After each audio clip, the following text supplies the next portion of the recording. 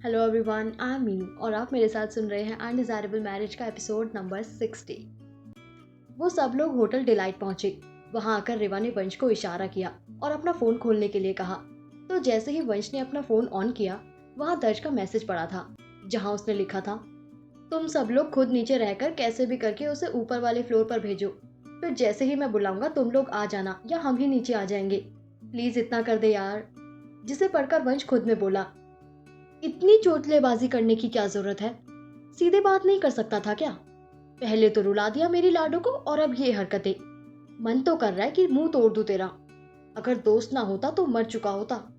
और ये सोचते सोचते वो झुंझला रहा था। तो रिवा उसे और उसके चेहरे को देखकर समझ गई कि माजरा क्या है और अपना सर हिलाते हुए खुद में बोली, जब बात लाडो की आए ना तो इनकी अकल पर पत्थर पड़ जाते हैं। अब मुझे ही कुछ करना पड़ेगा। और ये सोचते हुए वो वंशिका की ओर देख उससे बोली, वंशिका सुनो, तुम ना एक बार ऊपर जाकर सारी तैयारियां देख लो।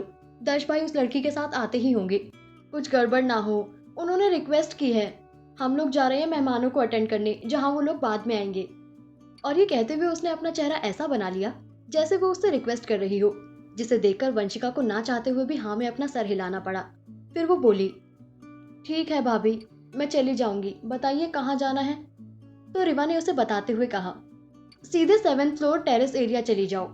जिसे सुनकर वंशिका भारी कदमों से लिफ्ट की तरफ बढ़ गई। वहीं रिवा, वंश और कल्याणी जी नीचे बने रेस्टोरेंट के अंदर गए, जहां उन्हें सौरभ जी और रिमा जी भी इंतजार करते हुए दिख गए। तो वो सब वहां जाकर एक दूसरे से बातें करने लगे। इस तरफ वंशिका जैसे ही 7th फ्लोर पर पहुंची, उसे पूरा फूलों से सजा रास्ता नजर आया और सामने एक बोर्ड लगा दिखा, जहां लिखा था, ए मोटू, सीधा टेरेस पे आ, और जिसके साथ एक बड़ा सा हार्ट शेप भी बना हुआ था। ये सब देख वंशिका को थोड़ा अजीब लगा, पर उसने इस बात को नजरअंदाज किया और टेरेस की तरफ बढ़ गई। जैसे ही वो वहां आई, उसने देखा बीच में एक टेबल पर खाने पीने की चीजें रखी हुई हैं और वहां तक जाने का रास्ता छोटे छोटे कैंडल से सजाया हुआ है। ये देख उसके चेहरे पर मुस्कुराहट आई, लेकिन उसमें दर्द भी साफ नजर आ रहा था। फिर वो आसपास की सजावट देखने लगी, जो फेरी लाइट्स और सफेद पर्दों से बहुत बखूबी की गई थी। वो ये सब देख ही रही थी कि तभी पीछे से उसे दर्श की आवाज आ गई, जो बोला, लगा नहीं था मुझे कि किसी से मुझे प्यार होगा, वो भी इतनी शिद्दत से। पर अब हो गया तो क्या किया जाए। तो मोटू, बता, शादी करेगी मुझसे? जिसे सुनकर वंशिका की आंखें हैरानी से बड़ी हो गई और वो मुड़ी तो उसने देखा दर्श उसके आगे घुटनों के बल बैठा एक रिंग लिए हुए है और उसके चेहरे पर एक प्यारी सी मुस्कुराहट है। ये देख वो दर्श से गुस्से भरे लहजे में बोली, ये सब क्या मजाक है पतलू? जिसको बोलना है उसे बोलना, मुझे क्यों बोल रहा है? पागल हो गया है क्या? आखिर वो हमेशा से ये दर्श से सुनना चाहती थी, लेकिन अब जब उसे लग रहा था कि दर्श ये बात किसी और को कहेगा, उस वक्त दर्श का उसे ये सब कहना उसे खल रहा था। तो दर्श उसी तरह बैठे हुए मुस्कुराकर उससे बोला, मजाक तो अब तक चल रहा था मैडम। तूने मुझे पहले क्यों नहीं बताया कि तू बचपन से मुझे पसंद करती है, इनफैक्ट मुझसे प्यार करती है? अरे यार, अगर पहले बताती तो मुझे भी पहले रियलाइज हो जाता और कम से कम हम दोनों का इतना टाइम तो नहीं जाता। और ये कहते हुए वो सीरियस होकर आगे बोला, सीरियसली पूछ रहा हूँ, शादी करेगी या नहीं? कॉन्फिडेंट हूँ इसलिए इस तरह डेट वगैरह प्लान की, घर वालों से बात की, इनफैक्ट तुझे आज सारा दिन रुलाया, जिसके लिए आई एम सॉरी, पर अब सीरियसली तू जवाब दे, विल यू मैरी मी? और ये कहते हुए वो अपनी उम्मीद भरी नजरों से वंशिका की तरफ देखने लगा। वहीं उसकी बातें सुन वंशिका बस हैरानी से उसकी तरफ देखे जा रही थी और कुछ पल बाद ही उसकी आंखों में नमी ने अपनी जगह बना ली, जिसे देखकर दर्श घबरा गया और अपनी जगह से उठते हुए बोला, ए मोटू, क्या हो गया? रो क्यों रही है? और ये कहते हुए वो वंशिका को गले लगाने लगा कि तभी वंशिका उसके सीने पर अपने हाथ मारते हुए रुंधे स्वर में बोली, कमीना कहीं का, अब भी पूछ रहा है कि रो क्यों रही है? शर्म नहीं आई ऐसा मजाक करते हुए? जब जानता था कि प्यार करती हूँ बचपन से, और जब तैयार हो गया था तो सीधा नहीं बोल सकता था? इतना रुलाना जरूरी था? ऊपर से अब भी रुला रहा है, बेशरम आदमी। और ये कहते हुए वो जोर जोर से रोने लगी। तो दर्श उसी तरह उसे गले लगाकर उसकी पीठ को सहलाते हुए उसे शांत करने की कोशिश करते हुए बोला, अरे सॉरी मेरी माँ, बस सरप्राइज देने के लिए रुलाया था। आगे से कभी ऐसा नहीं करूंगा, प्रॉमिस। पर अभी शादी के लिए हाँ बोल दे यार, उसके बाद जितना मारना है मार लेना। और ये कहते हुए रिंग उसकी तरफ बढ़ा दी। इस पर वंशिका आंसू साफ कर सुबकते हुए रिंग पहनकर उससे बोली, अभी के लिए माफ कर रही हूँ, बाद में छोड़ूंगी नहीं तुझे। ऐसा कोई करता है क्या? पता है मुझे कितना बुरा लग रहा था। मुझे लगा कि तू मुझसे हमेशा के लिए दूर जा रहा है।